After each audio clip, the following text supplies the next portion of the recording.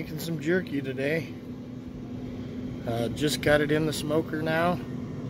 We'll come back and check on it in a little bit. So here's the jerky halfway through.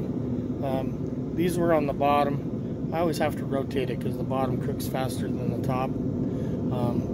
But about halfway through I rotate all the racks.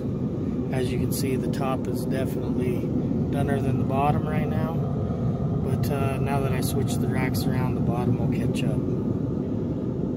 So we'll just continue to let her smoke away. Okay, here's our jerky once we got it out of the smoker. Bagging it up, Ziploc sealing it, and this is what our final product will look like. Okay, so there's some jerky for the day.